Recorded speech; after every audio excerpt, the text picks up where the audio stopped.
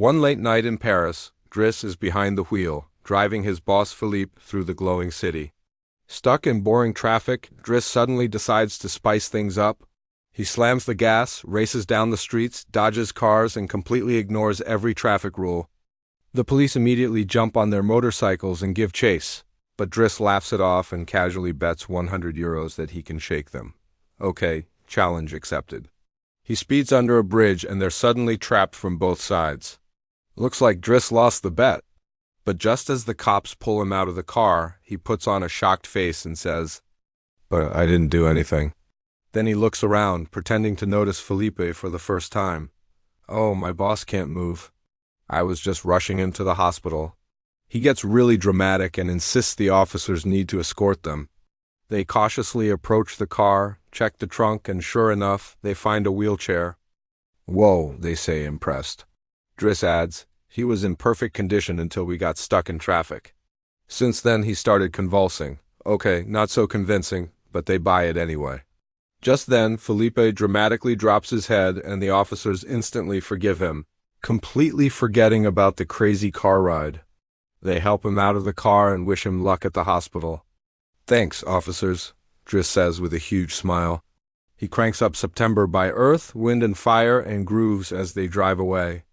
As soon as the cops are gone, he lights a smoke and shares it with Philippe, who's barely containing his laughter.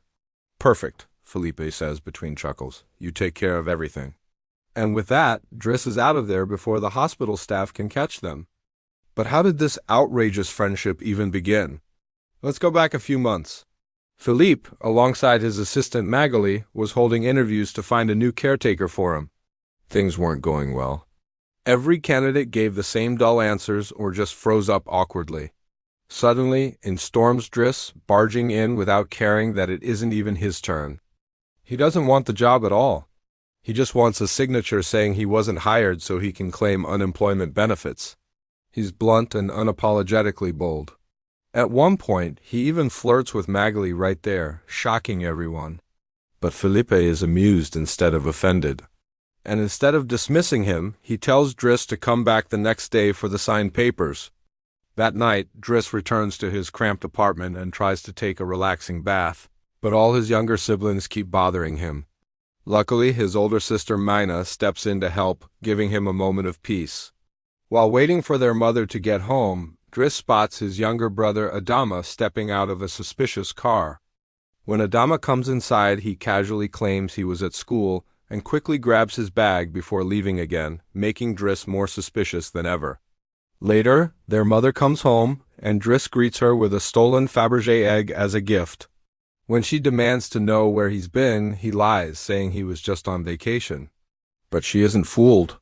He disappeared for 6 whole months without even a phone call, and now he shows up acting like her house is a hotel.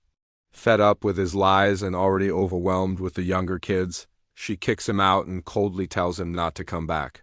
Driss ends up spending the night hanging out, smoking, and snacking with his friends in the neighborhood. The very next day, Driss shows up again at Philippe's house, ready for his papers. Instead, he's greeted by the housekeeper Yvonne, who takes him on a tour.